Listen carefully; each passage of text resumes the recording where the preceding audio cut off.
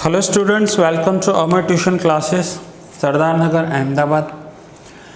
आज मैं आपको FY BCom में जो आपका चैप्टर चल रहा है लीनियर कोरिलेशन, उसका लास्ट लेक्चर ले रहा हूँ। मेथड्स जो थे लीनियर कोरिलेशन में, उसमें आपको 4 मेथड्स आपके कोर्स में हैं। First is scatter diagram method, Karl Pearson's product movement method, Spearman's rank correlation method and fourth intra class correlation method. मैं आपके second, third and fourth method already पूरे कर चुका हूँ। सेकंड, थर्ड एंड फोर्थ हमारे पूरे हो चुके हैं। ये लास्ट लेक्चर है आपका scatter diagram method. Now scatter diagram method में आपको जो कोरिलेशन कैलकुलेट करना है, कोरिलेशन फाइंड आउट करना है, वो डायग्राम से करना होगा। इसके लिए कोई अलग से आपको क्वेश्चन में 99% कोई सम नहीं आता, क्योंकि क्वेश्चंस के लिए तो बहुत सारे ऑलरेडी सम्स हैं हमारे कोर्स में। ये कैसे आएगा, ये आपको थियोरी में आ सकता है या थियोरी क्वेश्चन में डेफिनेशन आ सकती है छोटी सी। सो आइए समझते हैं स्कैटर डायग्राम मेथड में। सो स्कैटर डायग्राम मेथड में फर्स्ट कोरिलेशन है perfect positive correlation.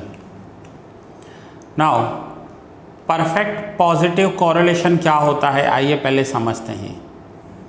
So perfect positive correlation होगा जिसमें हमें एक्स एक्सिस और वाई एक्सिस जो दिए हुए हैं, हम ग्राफ पर उन्हें प्लॉट करेंगे। फिर से बता रहा हूँ, हमें x और y के वैल्यूज़ दिए होते हैं क्वेश्चन में। x और y के वैल्यूज़ को हम ग्राफ पर प्लॉट करेंगे। अगर हमारा ग्राफ लेफ्ट हैंड साइड से राइट हैंड साइड ऊपर जाता हुआ दिखाई दे रहा है और सारे डॉट्स एक सिंगल लाइन में आ रहे हैं, एक स्ट्रेट लाइन में आ रहे हैं, तो उसे कहेंगे परफेक्ट पॉजिटिव कोरिलेशन। फिर से बता रहा हूँ, x और y के हम डॉट्स लेंगे, जैसे यहाँ पर दिया हुआ है, देखो age of husband and age of wife. अब यहाँ पर देखिए हस्बैंड की एज 25 है तो वाइफ की कितनी है, 22। हस्बैंड की एज 40 है तो वाइफ की एज 32। सो हस्बैंड की एज वाइफ की एज से ज़्यादा है, ठीक है। तो हम इसे ग्राफ पर प्लॉट करेंगे, और अगर हमारे ग्राफ पर ये जो डॉट्स हैं ये सारे एक सिंगल लाइन में आ रहे हैं, तो हम इसे परफेक्ट पॉजिटिव कोरिलेशन कहेंगे। दूसरा, perfect negative correlation. Perfect negative correlation में क्या होगा, जैसे यहाँ पर दिया हुआ है प्राइस एंड डिमांड। तो देखिए, जब प्रोडक्ट का प्राइस 3 रुपीज़ है तो डिमांड 15 यूनिट्स है। जैसे जैसे प्राइस इंक्रीज होता जा रहा है वैसे वैसे डिमांड डिक्रीज होती जा रही है। So price increase, demand decrease, ये नेगेटिव कोरिलेशन है, ये नेगेटिव कोरिलेशन है। अब हम x और y के वैल्यूज़ को ग्राफ पर प्लॉट करेंगे, और अगर हमारा ग्राफ जो है, ये जो डॉट्स हैं, ये एक सिंगल स्केल पर कवर हो रहे हैं, सिंगल स्केल पर कवर हो रहे हैं, एक स्ट्रेट लाइन में आपको दिखाई दे रहे हैं। यहाँ पर अगर मैं ऐसे स्केल रखूँ तो देखिए मैं एक लाइन ड्रॉ कर सकता हूँ, सीधी लाइन ड्रॉ कर सकता हूँ, और values from left hand side upper corner to right hand side lower corner ऐसे नीचे आ रही हैं, तो इसे हम परफेक्ट नेगेटिव कोरिलेशन कहते हैं। ये ग्राफ से कैलकुलेट होता है और कोई फॉर्मूला नहीं है इसे कैलकुलेट करने का। सो हस्बैंड की एज एंड वाइफ की age positive correlation, price and demand negative correlation के एग्जाम्पल्स हैं। Now third is partial positive correlation. Now partial positive correlation में क्या होगा, जब हम x और y के वैल्यूज़ को प्लॉट करेंगे, तो देखिए from left hand side lower corner to right hand side upper corner जा तो रही हैं वैल्यूज़, लेकिन वैल्यू कैसे जा रही है, ऐसे पहले ऊपर फिर थोड़ा सा नीचे। अगर मैं इन डॉट्स को कनेक्ट करूं, फिर ऊपर फिर थोड़ा नीचे फिर ऊपर, फाइनली ओवरऑल ऊपर ही जा रही हैं। सो इसे हम पार्शियल पॉजिटिव कोरिलेशन कहेंगे, जिसमें एक सीधी लाइन से ऊपर नहीं जाएंगे डॉट्स, लेकिन पहले थोड़ा सा वैल्यू ऊपर गया फिर नीचे, अप डाउन, बट ओवरऑल ये वैल्यू ऊपर जाती हुई दिखेगी, इसलिए इसे पार्शियल पॉजिटिव कोरिलेशन कहते हैं। पार्शियल पॉजिटिव इसे कहते हैं कि पॉजिटिव तो है बट फुल्ली पॉजिटिव नहीं है, परफेक्ट पॉजिटिव नहीं है, ये पार्शियल पॉजिटिव कोरिलेशन है। Next is partial negative correlation.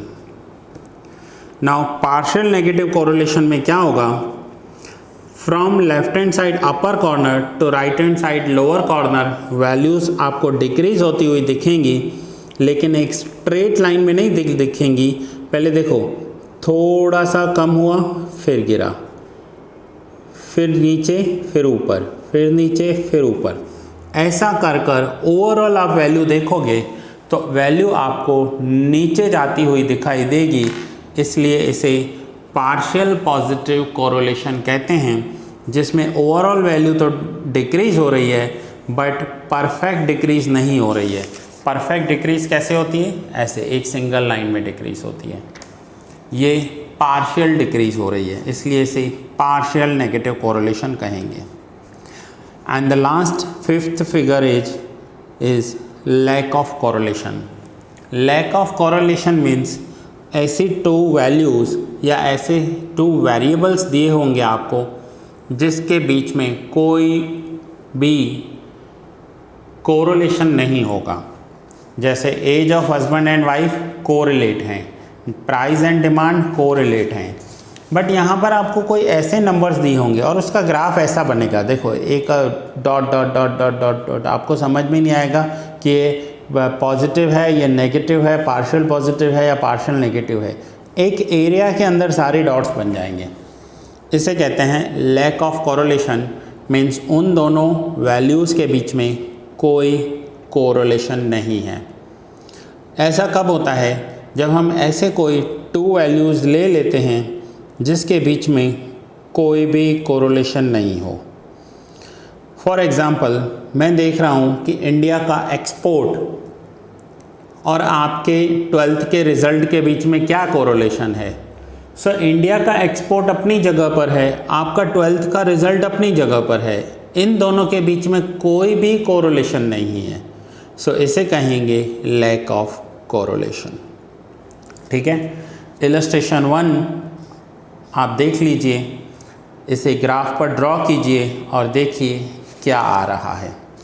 सो ये आपका यहाँ पर FY BCom का फर्स्ट चैप्टर जो है वो आज मैंने पूरा किया, जिसमें हमने लीनियर कोरिलेशन चैप्टर को पूरा डिटेल में देखा।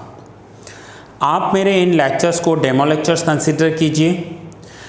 अगर आपको मेरे व्हाट्सएप ग्रुप में ऐड होना है तो आप मुझे इस नंबर पर कॉल कीजिए 9712342616।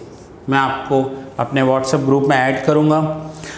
ये लेक्चर्स आप अपने जितने हो सके मैक्सिमम जो भी FY BCom में आपके फ्रेंड्स हैं उनके साथ शेयर कीजिए, ताकि maximum students in demo lectures का बेनिफिट ले पाएँ।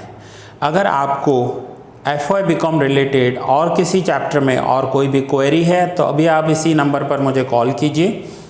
ठीक है, सो ये लेक्चर यहाँ पर ही पूरा कर रहा हूँ। बहुत जल्द मिलते हैं नेक्स्ट चैप्टर में और नेक्स्ट लेक्चर में।